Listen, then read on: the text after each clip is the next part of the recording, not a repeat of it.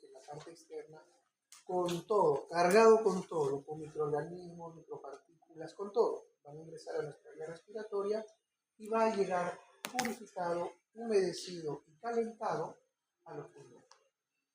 ¿De acuerdo? En los pulmones encontraremos algunas estructuras conocidas como alveolos y otras estructuras previas, en las cuales el aire que ha llegado a ese nivel va a sufrir una especie de intercambio, unas moléculas, fundamentalmente el oxígeno con el dióxido de carbono. ¿Con qué finalidad? Con que el oxígeno llegue a nuestras células de todo nuestro organismo para producir energía. ¿Sí? Básicamente, la función de nuestro sistema respiratorio es que es el aire y el oxígeno se intercambia con el dióxido de carbono para producir energía. Pero para que eso se cumpla, existen ciertos requisitos que anatómicamente, histológicamente y fisiológicamente deben darse para llegar justamente a esa función, a ese. Y para eso vamos a ver nosotros todas las estructuras que se encuentran comprometidas para realizar este trabajo. Y vamos a ver que fundamentalmente los epitelios, lógicamente las estructuras van a cambiar. ¿Por qué van a cambiar? Porque cada uno tiene funciones específicas que cumplir. Y vamos a revisarlo ahora. Muy bien. Nuestro sistema respiratorio, como les estaba mencionando, tiene contacto con el medio externo. Por lo tanto, van a ingresar múltiples elementos, sustancias, organismos inertes, vivos, que van a generar cambios también. Cambios que pueden ser agudos y cambios que pueden ser crónicos. Agudos, por ejemplo, con el ingreso de un virus, que de repente nos causa un resfrío, algo bastante común en estas épocas del año, ¿no? Que tendrá su tiempo de duración, sus cambios histológicos, como la secreción nasal, elevación de la temperatura, malestar general, pero que va a desaparecer inexorablemente. ¿De acuerdo? Pero habrán otros procesos que son crónicos, que nos acompañarán por el resto de nuestras vidas y cuyo manejo tendrá que ser básicamente eso, sintomatológico, para evitar que se siga produciendo o se siga incrementando, como por ejemplo el asma, que es una enfermedad controlable, o la fibrosis pulmonar, que no es algo que se vaya a remediar, pero que podemos evitar su desarrollo rápido, ¿no? Podemos darle cierto manejo. O habrá otras enfermedades que tienen que ver con el aumento de celularidad, células no adecuadas, ¿no?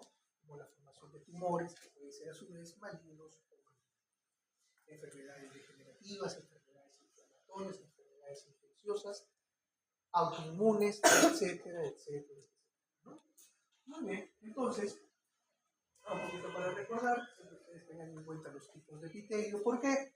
Porque los epitelios en todos nuestros sistemas van a cambiar, ¿sí? Y van a cambiar por la función que van a cumplir.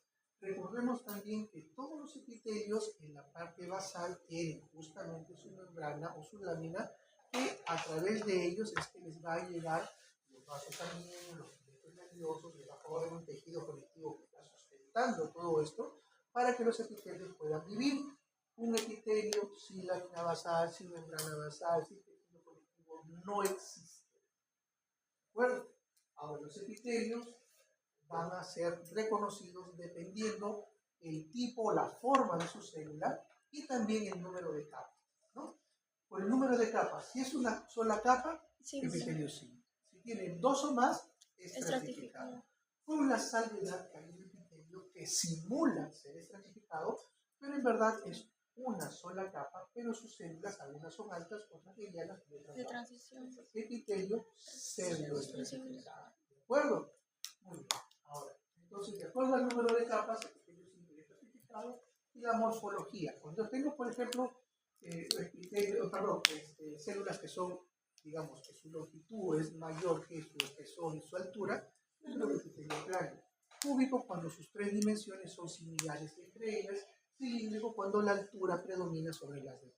Entonces tengo epitelio plano, simple plano, tengo un epitelio cúbico, tengo un epitelio cilíndrico.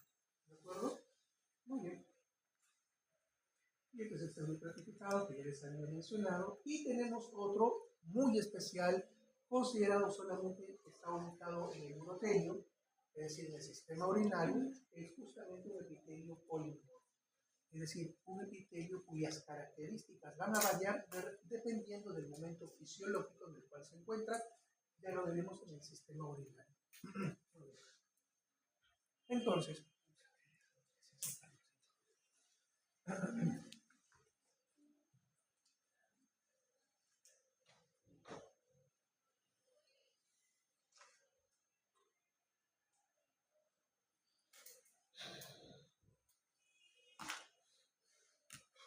muy bien, entonces vamos a tener nosotros que nuestro sistema respiratorio va a estar compuesto de manera genérica por dos elementos fundamentales. El primero es un sistema de tubos que van a conectar el medio externo al otro componente del sistema respiratorio, que es el pulmón.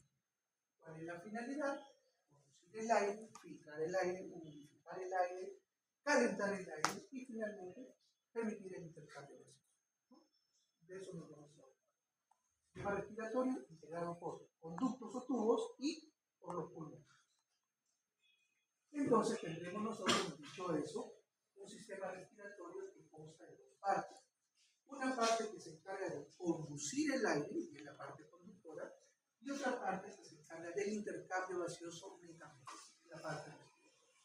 La parte conductora la tendremos desde la parte más externa, las fosas nasales, hasta, qué curioso, ¿y dónde termina la primera parte? En los bronquiolos terminales. El mismo término ya me dice que ahí acaba la primera parte. ¿De acuerdo? Sencillo. Vamos a pasar por boca, nasofaringe, laringe, tráquea, bronquios, extrapulmonares, intrapulmonares, por toda su degradación, involucra el agua bronquial hasta llegar a los bronquiolos. Por aquí solamente se transporta el aire. Pasamos de los bronquiolos terminales a la siguiente porción, los bronquiolos respiratorios. Aquí comienza la parte del intercambio gaseoso. Pero doctor, yo siempre he sabido que el intercambio gaseoso se lleva a cabo en los alveolos. Perfecto. Es la estructura idónea para realizar el intercambio gaseoso. Allí justamente está capacitado, formado histológicamente para realizar propiamente el intercambio gaseoso. Pero en estas estructuras también se va a realizar el intercambio porque, como veremos posteriormente, algunas partes de su pared, de la pared de estas estructuras, está interrumpida por la presencia de algunos alveolos pulmonares, algunas bolsitas ahí. Por lo tanto, allí también se realiza el intercambio gaseoso. En menor cantidad, en menor proporción, pero también se desarrolla. Desde los bronquiolos respiratorios, pasando por los conductos alveolares hasta llegar a los alveolos pulmonares. ¿Correcto? Muy bien. Esquemáticamente, esto es lo que vamos a tener. El epitelio respiratorio en general es un epitelio pseudoestratificado, es decir, que todas sus células nacen en su lámina basal, pero no todos llegan a la superficie apical. Es decir, vamos a tener células con núcleos a diferente altura. Por eso da la impresión de que se trata de estratos, pero no es así. Es uno solo, pseudoestratificado. La célula más representativa es cilíndrica, bastante alta, columnar. Por eso un epitelio pseudoestratificado cilíndrico, ciliado, con células caliciformes. Exacto, perfecto. Que en su zona apical tiene una estructura modificada. Sí, por eso es pseudoestratificado, cilíndrico, ciliado. Y la presencia de células bastante importantes llamadas células Goblet o células caliciformes. Van a producir una sustancia llamada mucina que en contacto con el agua va a formar el. ¿De acuerdo? Entonces tendremos, en resumen, que el epitelio respiratorio es un epitelio pseudoestratificado, cilíndrico, ciliado, con células caliciformes. Toda esa es la descripción de un epitelio respiratorio. Cuando lo describen completo.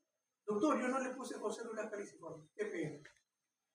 Doctor, no le puse que era ciliado. Qué pena. ¿De acuerdo? La descripción es completa. Muy bien. Por debajo su lámina, lógicamente, el tejido conectivo subyacente, por donde ingresan los capilares sanguíneos, filetes nerviosos y demás. Y esto es histológicamente como se ve. Es un esquema, es una lámina histológica. ¿De acuerdo? Pues ahí vemos los cilios en la parte apical, vemos las células con un citoplasma más claro, el moco, las células dobles, caliciformes, y los núcleos a diferente altura. El epitelio pseudoestratificado, sí. Muy bien. Aparentemente hay pocas diferencias celulares, pero sí tenemos hasta 6 tipos celulares en una mucosa respiratoria. Y después agrandamos la imagen, estamos viendo el epitelio respiratorio. Se ha estratificado, no Cilíndrico. cilíndrico, porque es la célula más alta, la representativa, cilios en el borde apical o libre, y las células caliciformes. Su lámina basal, tejido conectivo al final. Entonces vamos a tener los 6 tipos celulares, ¿de acuerdo? Las más abundantes, las 3 primeras, columnar ciliada, caliciforme y células basales. ¿Qué son las células madre? Son las stem cells. Es decir, a partir de ellas se desarrollan el resto de células. Cada una tiene sus características, estoy seguro que creo que ya lo han revisado, lo van a ver, ¿no? Cada uno tiene algunas características. Vámonos a la primera porción, a la parte más visible, la parte externa, esta pirámide que tenemos nosotros en la parte anteromedial del cuerpo, que tiene, ¿sí?, justamente la forma de pirámide, 2 paredes laterales, un eje central y 2 aberturas llamadas fosas nasales. ¿De acuerdo? Muy bien. No solamente va a estar compuesto por mucosa respiratoria, o epitelio respiratorio, sino también tiene de afuera hacia adentro algunas otras estructuras, como por ejemplo por fuera la piel, que lo está recubriendo completamente. Piel, epitelio estratificado plano, queratinizado. ¿De acuerdo? Después va a tener algunas estructuras cartilaginosas, óseas, tejido conectivo subyacente, su lámina propia, etc. Muy bien. Entonces, tenemos estructuralmente, vamos a tener aquí nosotros el ingreso a través de las fosas nasales a una primera porción de estas fosas nasales que se encuentra en la parte anterior, el famoso vestíbulo nasal. Luego tendremos nosotros 2 porciones ubicadas en la parte posterior, la mayor, la más grande, la porción respiratoria, y finalmente en la parte más superior, una pituitaria amarilla llamada porción olfatoria. Es decir, nuestras fosas nasales no solamente se involucran en los procesos de respiración y el aire, sino también en los procesos químicos y de transmisión nerviosa que tienen que ver con la sensación del olfato. Tenemos 2 funciones fundamentales: el vestíbulo, área respiratoria, y la más grande es del área respiratoria, lógicamente. Todo, la pared lateral, la pared medial, todo está recubierto por mucosa. ¿De acuerdo? Mucosa. Ahora, la mucosa va a cambiar de características dependiendo del área o porción. Adelante, ¿qué vamos a tener? Como es continuidad de la piel que se mete en las fosas nasales, vamos a tener un epitelio estratificado plano, queratinizado, con una piel completa. Por eso es que encontraremos glándulas sebáceas, sudoríferas, y también encontraremos folículos pilosos, las famosas pilas que vemos acá, los pelitos que a veces jalamos, ¿no? Incomodan los pinos. Muy bien. Luego, este epitelio estratificado plano queratinizado se convertirá en mucosa, pasará a ser no queratinizado y finalmente, llegando a la porción respiratoria, cambia a epitelio respiratorio, que es certificado, cilíndrico, ciliado con células caliciformes. Y después, en la parte superior, donde está el área olfatoria, vuelve a cambiar a un epitelio olfatorio, sensitivo, con sus propias características, y ya no van a tener 6 tipos celulares, sino solamente 3 que veremos posteriormente, como células especializadas, la neurona bipolar.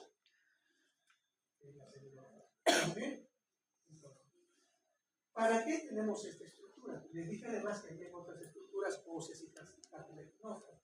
Pegadas en la parte lateral tenemos nosotros los cornetes, purlinas, también oportas, ¿verdad? Estas están recubiertas también por mucosa. Entonces, si yo es como si yo en la pared, por ejemplo, una cosa es tener una pared lisa completa, que yo le puedo enchapar o la puedo pintar, y otra cosa es que yo ponga acá andamios. ¿Para qué pondría andamios? Para que haya mayor superficie, ¿o no? ¿Sí? Entonces, yo tengo que recubrir acá el andamio, tengo que volver a recubrir el andamio, tengo mayor superficie. ¿Por qué necesita hacer eso nuestro organismo? Por las funciones que esta porción va a cumplir. ¿Cuáles son? La primera, entra el aire a través de las fosas nasales, que es recibido en el vestíbulo. ¿Qué hay en el vestíbulo? Y con pelito. Lo primero que va a hacer, como les dije, que este aire ingresa con todo lo que hay, está cargado de micropartículas, microorganismos y todo, va a Limpiar. filtrar. El trabajo mecánico que hace la vía respiratoria es filtrar el aire para disminuir la carga de partículas. No es que con eso sea suficiente y el airecito salió purificado completo y entra limpio. No, es el primer paso, la filtración de los elementos más grandes, más grotescos. ¿De acuerdo? Pero va a continuar. ¿Qué tenemos aquí? La mucosa respiratoria. Subyacente a esta mucosa hay una rica red vascular venosa, que es conocido como el plexo de Kieselbach, ¿verdad? Perfecto. Que a veces es tan superficial que una persona se escarba la mucosidad, comienza a sangrar. Que estornuda fuerte, comienza a sangrar. Que hace mucho frío, comienza a sangrar. Que hace mucho calor, comienza a sangrar. Que se golpea, comienza a sangrar. Pero eso quiere decir que está ricamente vascularizado. ¿Y por qué? Y ahí viene otra función más. El aire sigue entrando y al estar en contacto con vasos sanguíneos superficiales, la sangre hace circular lógicamente también nuestra temperatura. ¿Cuál es nuestra temperatura? 36 y pico, ¿verdad? 36 a más, perfecto. ¿Cuál es la temperatura ambiente? A la hora que ustedes se levantan más o menos, 4 de la mañana, ¿verdad? A estudiar, ¿sí? Hasta las 6, y ahí vienen a la universidad, perfecto. 4 de la mañana, ¿qué temperatura hay? 35. 20 más o menos, ¿no? Hasta 19 grados. ¿Es más frío o no? Entonces, el chico lo va a sufrir. ¿Qué hace tu fosa nasal? Calentarlo. Exacto. Como está superficial la red vascular, va a calentar el aire. Y así ya no vas a sufrir el frío del aire. Segunda función. Filtración, calentamiento del aire. ¿Qué más? Tenemos la mucosa. Hay células caliciformes, hay músculos, hay agua, ¿sí? Entonces también se va a humidificar el aire, correctamente. Pero, ojo con esto, ¿para qué también me sirve la mucosidad? Para que las partículas que lograron pasar el primer filtro, los vellitos, los pelitos, se peguen y se adhieran a la pared. ¿Correcto? Y eso va a suceder en el resto también del sistema respiratorio. La mucosidad va a estar presente y eso sirve para que las partículas que van pasando se vayan pegando a la pared y los cilios que están presentes sirvan para eliminar. Miren qué bonito se va ordenando y ya entendemos por qué las características histológicas de todo, de cada vez. Entonces, ya filtramos, ya calentamos y ya humedecemos. Entonces el aire puede continuar a la nasofaringe, la siguiente porción, a la cual va a llegar a través de las oálicas. Pero eso no quiere decir que sea un aire estéril, ¿correcto? Todavía hay microorganismos. Por eso es que tanto nuestro sistema respiratorio como nuestro sistema digestivo, que están en contacto con las cosas externas, deben tener también asociado a sus mucosas tejido linfóide. ¿Sí? Es el tejido linfóide asociado a la mucosa, porque tiene que haber puestos de vigilancia, tiene que haber personal capacitado, sistema inmunológico en defensa, porque ahí van a estar ingresando. Entonces tengo que tener un primer anillo de defensa. En el caso de la parte alta serán las adenoides y en la parte baja es anillo de defensa. ¿Sí? Muy bien. Ahora, vámonos a la parte más alta. El área olfatoria es un área sensitiva. Por lo tanto, las células deben tener un componente neuronal. La célula olfatoria, ¿de acuerdo? Es una neurona bipolar. Dentro de sus proyecciones hacia la parte más superficial, ¿no? Hay una mucosidad también allí. ¿Qué va a ser una mucosidad en la cual hay sustancias que adhieren, unas proteínas que adhieren a sustancias oloríferas para que se genere la reacción química que va a desencadenar la transmisión del impulso nervioso? Es decir, todas esas moléculas que se encuentran dispersas en el medio ambiente que ingresan a mi fosa nasal y que por la posición de los cornetes va a generar un remolino de aire, lo que va a permitir que justamente tenga más espacio, más tiempo de permanecer en esta zona, las sustancias oloríferas asciendan, se peguen en esta mucosidad y generen la reacción química, que tiene unos filetes nerviosos, unos axones desmielinizados. ¿Por qué recalcamos el hecho de que sean desmielinizados? ¿Por qué la importancia de que una neurona tenga mielina o no tenga mielina? Por el impulso nervioso que se incrementa cuando tiene mayor mielina. La rapidez, exactamente. Una neurona con vaina de mielina y con estrangulaciones de Rambier va a generar que el impulso nervioso vaya más rápido, incluso saltatorio, brinque, salte, lo que hace más rápido todavía. Esto no. Por eso es que cuando tú vas pasando por una pollería, estás terminando y ¿no? No es una reacción inmediata. Es una reacción que tiene que ser procesada. ¿Por qué? Porque una vez que captas eso, atraviesa la lámina fibrosa de los sigmoides, llega aquí a la zona de lo que es el esfenoides, La base del cráneo. el bulbo olfatorio, recién aquí viene el nervio hacia la parte olfatoria. Pero la olfacción no es algo sencillo, está cargado de recuerdos. Por eso es que tú vas a jalar información de varias partes de tu cerebro para poder decir, oh, este aroma, me recuerda a mi abuela. Mi abuela falleció hace 20 años. Son experiencias que tú vas sacando de todos lados de tu cerebro y finalmente se organiza y te da una información de muy feliz. O de repente, ay, este es el perfume de Dios. ¿No? Cada uno vivió su propia experiencia. ¿De acuerdo? ¿Okay? Esto es el vestíbulo nasal, es un epitelio estratificado plano queratinizado con folículos pilosos, glándulas sebáceas, es una piel completa. El epitelio respiratorio ya cambió, se lo estratificado, se lo intoxicado por células caliciformes. Entonces estamos en el área respiratoria. Acá tenemos los cartílagos, el epitelio, la presencia de glándulas, ya hay glándulas acá. Nuevamente el cartílago, este es el septo nasal, el que tiene caramolados, cartílago al medio. La glándula propia, en la cual encontramos las glándulas, que pueden ser serosas y mucosas, son glándulas mixtas. Mucosas de esta coloración, serosas de acá.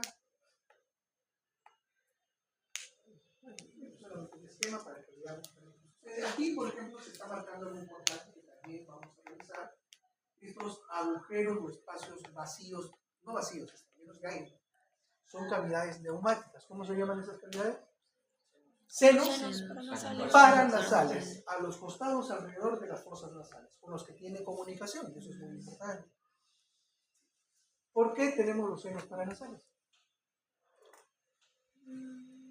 Porque se ven bonitos. Diosito quiso que así sea. Ponerle huecos en la cabeza.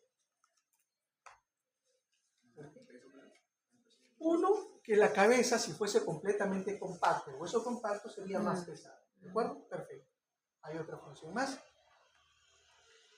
Pero yo lo hago de ¿Para? presión. Soltemos, jóvenes. Aquí es el lugar para soltar nuestras ideas. ¿Sí? Es una universidad, aquí soltamos ideas. ¿Qué más? ¿Para qué sirven esos huequitos? Esos senos. Esas cavidades neumáticas. Cuando ustedes hablan, cantan, gritan o imitan, estamos emitiendo sonidos, ¿correcto? ¿Por qué? Porque nuestras cuerdas vocales verdaderas vibran, que están ubicadas en la laringe, ¿verdad? Vibran, estas ondas se propagan y encuentran cajas de resonancia y estructuras que le permiten amplificar el sonido, modular. Principalmente decimos cavidad bucal, la lengua y los dientes como estructuras principales para que se emita la voz y que esa voz que sea característica, propia a tu persona. Pero también tenemos otras estructuras como los senos paranasales, que sirven como cajas de resonancia para justamente también amplificar nuestra voz. Entonces, eso es lo bueno. Lo bueno también es que hace que nuestra cabeza pese menos. Pero hay una situación que a veces resulta complicada. La mucosa respiratoria que tapiza toda la cavidad nasal se proyecta hacia los senos para almacenar. Entonces, si mis fosas nasales son asiento de un proceso inflamatorio, de un proceso infeccioso, eso puede extenderse a los senos paranasales. Y si se extiende, supongamos, a mis senos frontales, será una sinusitis. Si se extiende a mis senos maxilares, será sinusitis. Si se extiende a los senos etmoidales, será sinusitis. A los senos esfenoidales, será sinusitis. Pero si se extiende a todos, será una pansinusitis. ¿Y cuál es el problema? Esta secreción, esta inflamación, esta infección comienza a generar, pues, detritus, lo que va a generar cefalea, de repente una temporada de anosmia, no voy a poder reconocer los olores, o dependiendo del germen, hasta voy a oler a caca. Y una secreción, una rinorrea espesa, purulenta, maloliente y desagradable. Entonces, también tiene sus bemoles. La comunicación que existe, la presencia de los senos es buena, claro que sí, pero hay que cuidarlos. Y como cuidamos los senos, también teniendo cuidado en nuestras posibilidades. ¿Okay? Luego de eso, entonces, también tenemos un poco de mucosa, que es la ubicación nada más, nuevamente es una imagen de central, lo que es la parte del vestíbulo, la parte del respiratorio y la parte del facial. Hacia atrás, a través de las coanas, la presencia de las tonsilas, que básicamente se desarrollan mucho en los niños, por eso es que tenemos niños que duermen con la boca abierta, que roncan, porque las adenoides, en ese lugar se llaman adenoides, se han hipertrofiado. Los niños los operan, se sacan las adenoides y asuntos sobre ello. Muy bien. El epitelio olfatorio, acá ya cambia la cosa. En el epitelio respiratorio tenemos 6 tipos celulares, en el olfatorio tenemos solamente 3. Las células olfatorias, que son las neuronas bipolares, y que van a tener la relación o la función, digamos, de captar las reacciones químicas con las moléculas odoríferas y transmitirlas a través de su bipolaridad hacia el bulbo olfatorio y hacia el centro de la células de sostén que son cilíndricas con una dilatación hacia la parte apical y una zona más estrecha en la parte inferior o basal, y luego las células basales que son mucho más pequeñas, más pequeñas en la base, y que son fundamentalmente las células stem cell. A partir de ellas se refiere. Cada uno de estas tiene su tiempo de vida, así que hay que tener cuidado con eso también. Hay algunas profesiones y algunos sectores laborales que tienen más riesgos, por ejemplo, de sufrir alteraciones de esta parte olfatoria. Ustedes, al hacer anatomía, trabajan con cadáveres, ¿sí? Pero son cadáveres secos ya, ¿de verdad? Muy bien, en nuestros tiempos, genísticos, sí había más cadáveres. Cada grupo tenía su cadáver completo. Y lo disecábamos de pies a cabeza, nosotros, no los docentes, nosotros lo disecábamos. Y cada cierto tiempo, cada ciertas semanas, lo teníamos que meter nuevamente en formol para que se rehidrate y volver a trabajar. El problema del formol, que es una sustancia muy intensa, muy irritante, no solamente, eso es lo menos, es una sustancia cancerígena, por eso es que en laboratorios es bastante restringido. En patología se utiliza muchísimo, al nuestro de cada día. Pero emana gases, y esos gases son irritantes y generan también, además de la destrucción de las mucosas por irritación permanente, destrucción de células olfatorias y también alopecia, caída de cabello. Eso ya ustedes aportan, bueno, no sé si sufren de eso, pero lamentable es que no tienen caballos para hay que tener cuidado con eso. Por eso les decía, hay algunas profesiones o parte de nuestras profesiones, tanto en la salud como en los laboratorios, que están más expuestos a sustancias. Sigue siendo un epitelio pseudoestratificado, cilíndrico, con cilios, pero ya no con 6, sino con 3 tipos celulares. Acá los tenemos, las células de sostén, más dilatado en la parte posterior, con las microvellosidades. Después tenemos la célula olfatoria, con una dilatación también hacia la parte distal, de donde emanan o se emiten sus cilios y terminaciones nerviosas, y hacia abajo una zona más reducida que corresponde a la parte del cerebro. Luego tenemos las células basales, que son más pequeñas, con un citoplasma más amplio, que son las stem cells o células. Luego vamos a tener también a nivel de la membrana basal algunas estructuras. Aquí, no es la mucosa respiratoria, aquí unas glándulas llamadas glándulas de Bowman, que son de naturaleza serosa. Son propias de la parte olfatoria. Las glándulas de Bowman no lo vamos a encontrar en la zona respiratoria, sino solamente en la zona olfatoria. Y como toda glándula va a tener sus conductos, en algunas glándulas vemos que los conductos todavía atraviesan toda la mucosa olfatoria. Miren acá, estas son terminaciones nerviosas y estas son las glándulas de Bowman. Esta es la mucosa olfatoria. Todo esto es la mucosa olfatoria, que es el epitelio olfatorio. ¿Y acá qué sería esto? Músculo liso. Característica del músculo liso. Son células alargadas, delgadas, con un solo núcleo de disposición central. Son células abusadas, alargadas, ancho en el centro, muy delgados en los extremos. ¿Qué es? Cartílago. Hueso. Esta es la matriz ósea. Los osteocitos, que son los bordes algunos osteoblastos. Si estamos en lo que es la mucosa olfatoria, ¿qué hueso sería?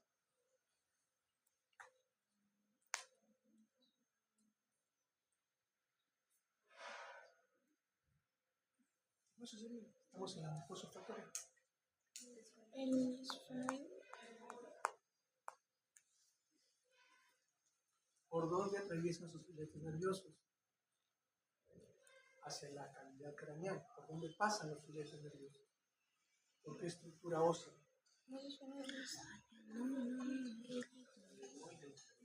La lámina cribosa del hueso. ¿Ve? Estamos uniendo las cosas. No solamente estudiamos anatomía para probar anatomía, no solamente histología para probar histología. Aquí estamos viendo las relaciones entre estructuras histológicas que nos demuestran justamente la parte anatómica. ¿De acuerdo? Muy bien. Nuevamente, el epitelio olfatorio. Aquí tenemos las glándulas de Bowman. Aquí algunos filetes nerviosos, pero justamente glándulas de Bowman, epitelio olfatorio. Cilios, células basales que se encuentran en la parte inferior, muy bien. Nuevamente, el epitelio olfatorio, glándulas de Bowman, y aquí tenemos unos conductos o ductos de Bowman. Tenemos cómo atraviesan el epitelio olfatorio para vertir su contenido hacia la parte externa. Filetes nerviosos, glándulas de Bowman, algunos conductos de Bowman y el epitelio olfatorio. Glándulas de Bowman, epitelio olfatorio. Esquemáticamente tenemos la diferencia entre un respiratorio y un olfatorio. Los dos son estratificados, los dos son cilíndricos, los dos tienen terminaciones especializadas en la zona apical. Este tiene 6 tipos celulares, este solamente 3. Dentro de ellas, una célula nerviosa dipolar. Lo mismo, acá está la glándula de Bowman con su conducto. Lo mismo, solamente he puesto ahí algunas variaciones de las imágenes que pueden encontrar. Los senos paranasales, ya revisamos esto, también está recubierto por una mucosa olfatoria, ¿correcto? Ahí también Ya el saben hueso. ustedes las características, esto puede ser una ósea y todo lo demás. Es la misma, ¿no? La misma característica, no cambia para nada. La nasofaringe es la primera porción de la faringe, que es básicamente el que va a conectar con la fosa nasal y la cavidad oral, con la siguiente estructura cartilaginosa que es la laringe. Entonces, aquí en la parte superior de la nasofaringe, como es continuidad de la cavidad nasal, va a haber un poco de epitelio respiratorio todavía. Aquí tenemos la presencia de tejido linfoide asociado en forma de adenoides, una barrera de linfocitos para los gérmenes que pueden ingresar a través de esta vía. Luego, hacia la cavidad oral, tenemos la orofaringe o bucofaringe. Al estar revestida la cavidad oral de un epitelio estratificado plano, no epitelio se va a proyectar hacia el lado, y cuando llegue aquí a la parte final, a la finalmente la laringe, el epitelio va a cambiar también. Va a pasar de un epitelio estratificado plano no queratinizado a finalmente en la cara inferior de la lengüeta de pilotis, un epitelio netamente respirado. Muy bien.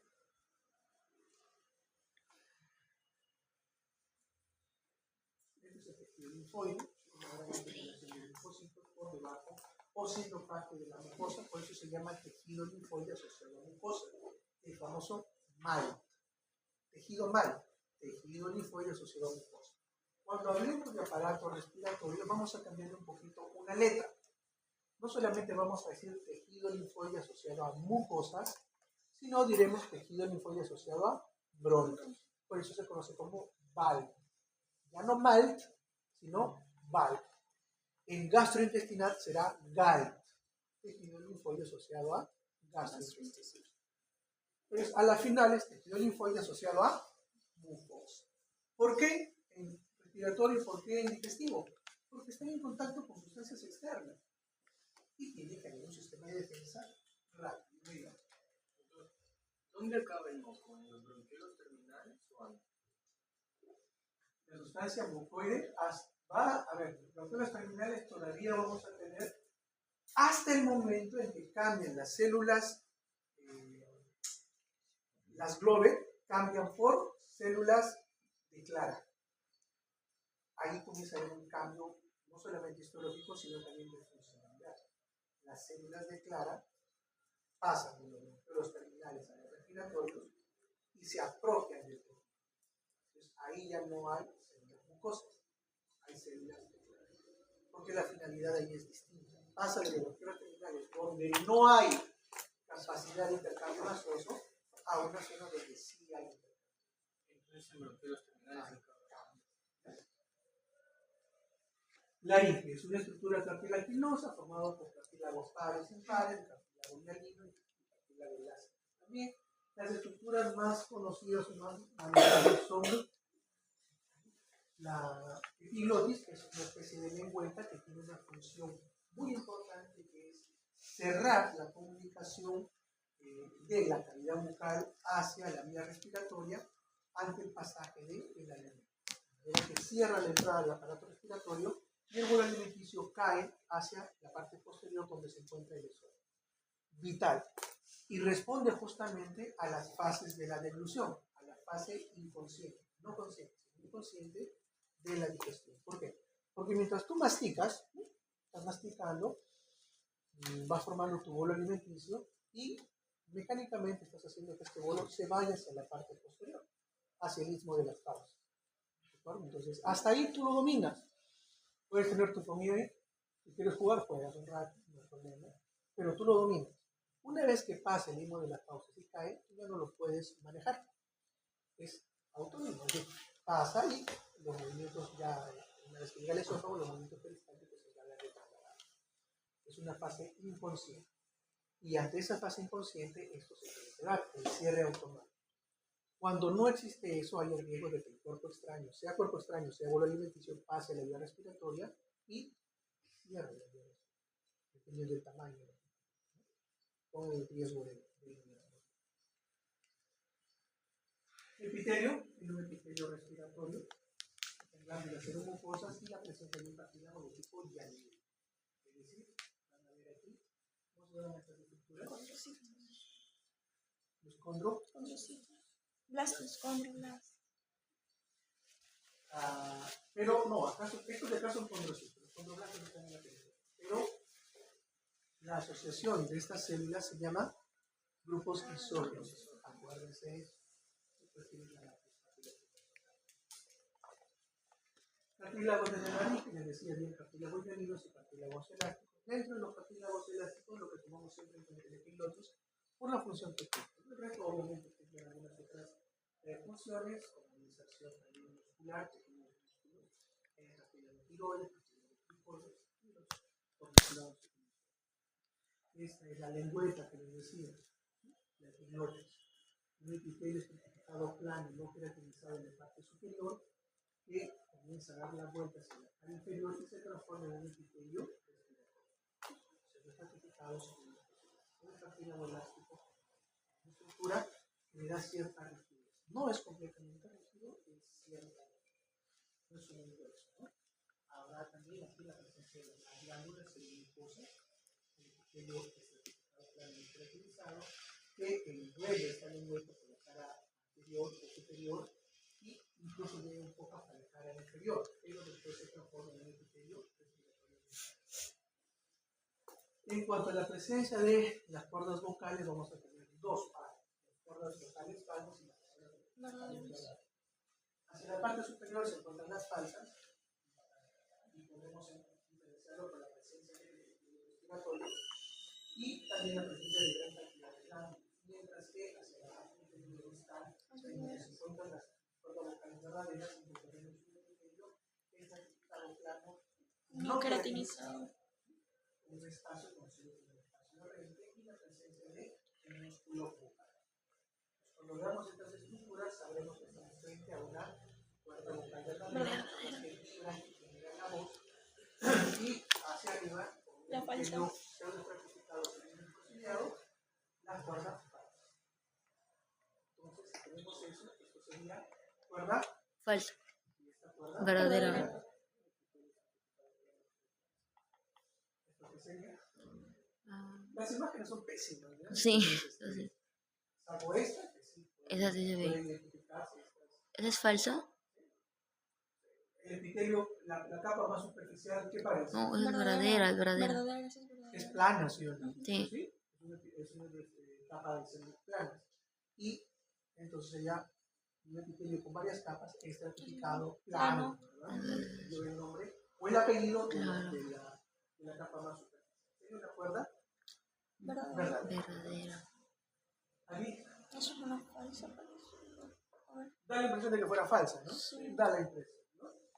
Un pseudo estratificado acá, aquí parece que fuera cilios, Sí. Ajá. correcto, y aquí la gran presencia de glándulas. De glándulas. ¿Cuerda? Verdadera. Falsa. Falsa. Ah, sí, Por la sí. misma razón. Verdadera, con la presencia del músculo vocal. Es un músculo. ¿De qué tipo? Espacio. ¿Qué tipo de músculo es? Vocal. Ese es el nombre del Ah. músculo. ¿Qué tipo de músculo es? No. No. Músculo. ¿Cuántos tipos de músculo tenemos? ¿Cuántos? Tres. Tres. ¿Cuáles son? Esquelético, cardíaco y estriado. Liso y estriado. ¿Cuáles son las características del liso? Ya les dije hace un rato. Sí. que son gordas y luego Ausadas, ahusadas, ajá. ¿sí? Ligeramente más anchas en el centro y más alargados en los extremos, con un solo núcleo de disposición central. Y no tiene estría. Un músculo estriado o esquelético es un músculo cilíndrico con estrías, múltiples núcleos de disposición periférica. Es ese. Los núcleos en la parte periférica son múltiples. Esto es un corte Transversal. son cilíndricos. Cilíndricos. Sí. Miren ustedes, estamos ya uniendo histología 1, vamos pasando a histología 2, con esas cosas debemos manejar. Muy bien, esta última porción que vamos a revisar hoy corresponde a lo que es la tráquea. ¿Sí? Aparato digestivo y aparato respiratorio. Los dos son tubos, ¿sí? Pero son tubos de características diferentes. ¿Por qué? Porque sus funciones también son diferentes. ¿Cuántas horas al día respiras? Las 24 horas. ¿Cuántos días a la semana? O sea, su trabajo es 24/7 en el sistema respiratorio, ¿verdad? Perfecto. ¿Cuántas horas al día trabaja tu sistema digestivo? 3. Pero trabaja en el momento en que ingresa los alimentos. Listo. Ese es su chamba. Por momento. Entonces, yo necesito permeabilidad las 24 horas en un sistema respiratorio y que no tenga permeabilidad en el sistema digestivo que trabaja cuando yo quiera que trabaje. Literalmente, porque si no ingiero alimentos, No. me va a afectar, claro que sí, pero puedo tolerarlo. Pero a ver, deja de respirar. El negocio no sale.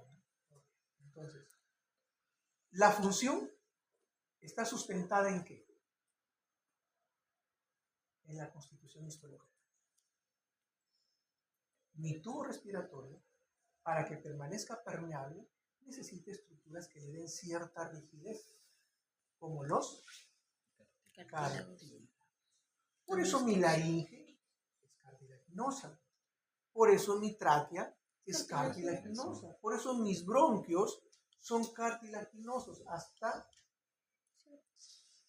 cierta división en la cual desaparecen los cartílagos, pero aparecen otras estructuras. Ya lo veremos.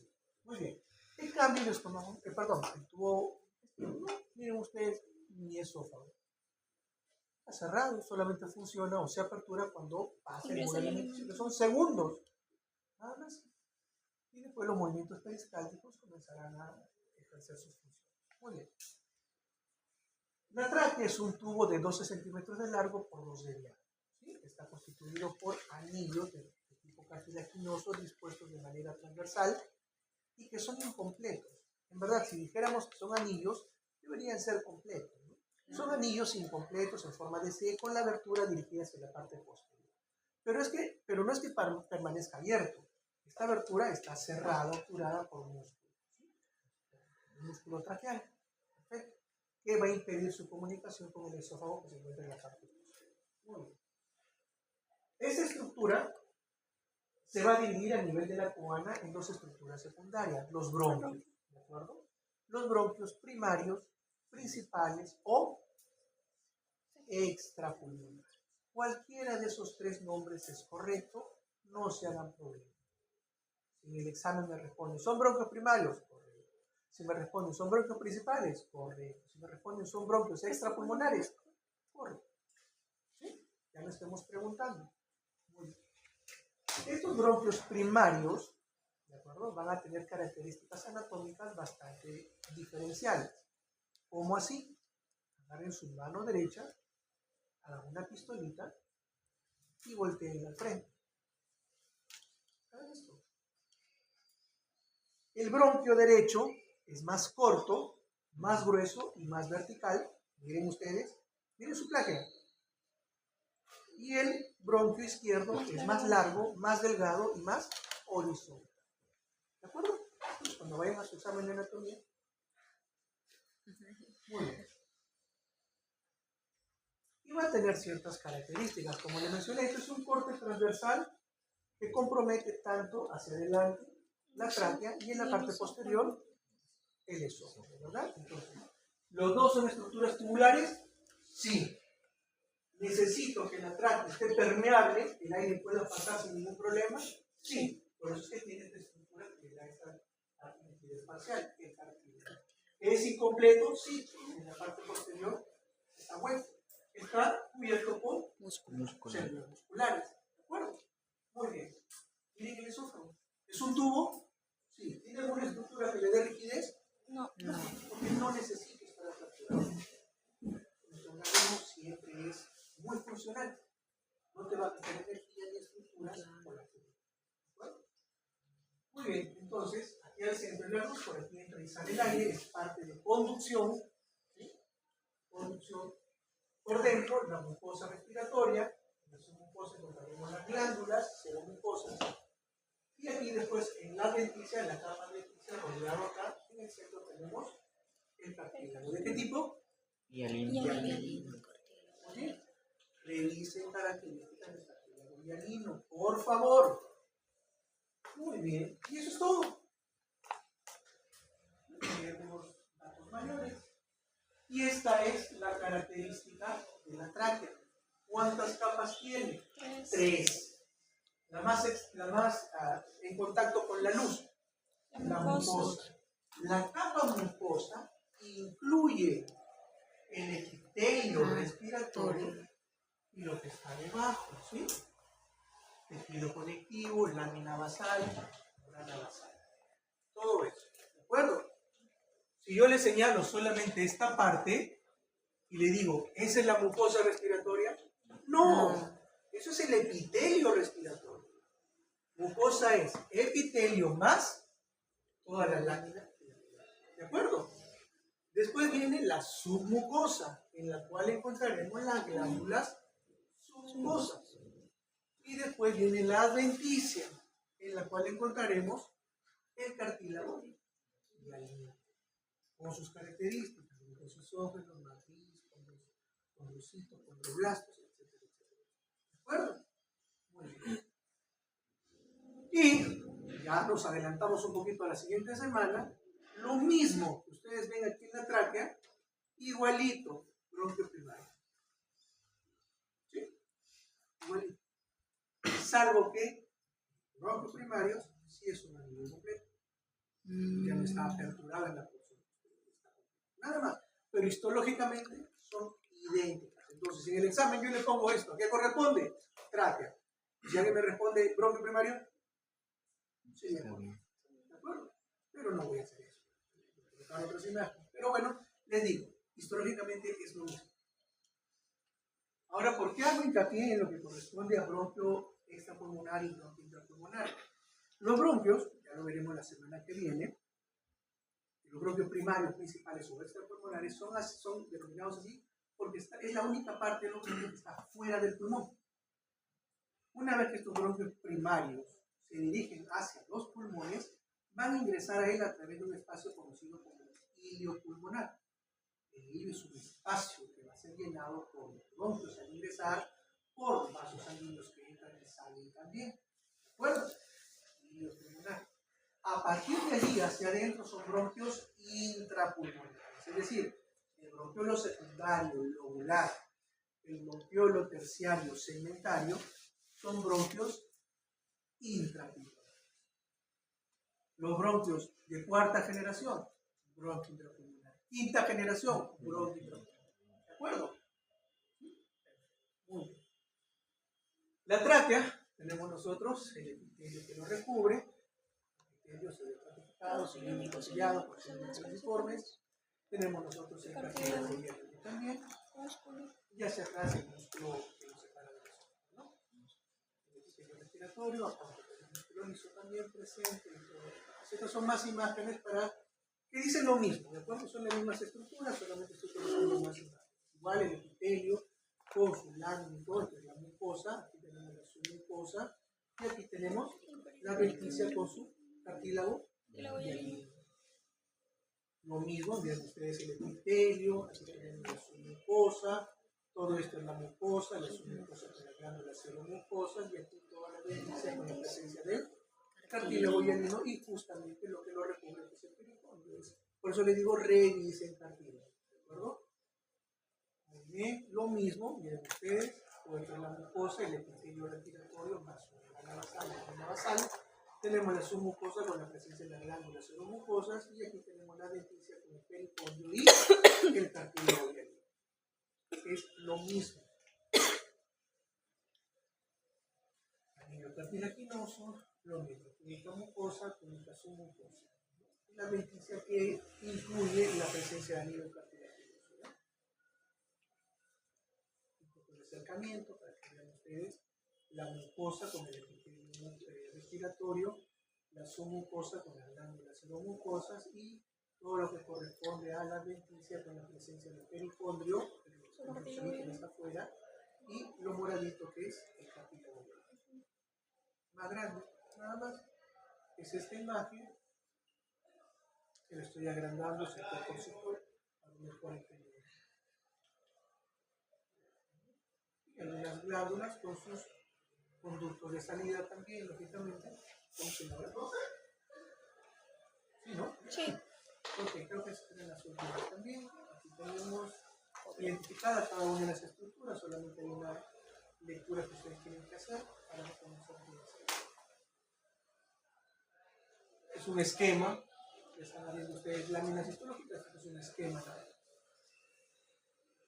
Esta es la estructura de los anillos incompletos de la tráquea, de disposición transversal y obturados por el músculo tracheo, cerrados hacia la parte posterior. Lo mismo se ve acá, esto es la luz por donde pasa el aire, la mucosa, submucosa, adventicia por su cartílago, los anillos incompletos, el espacio libre vacío en la parte posterior, recubierto por músculo.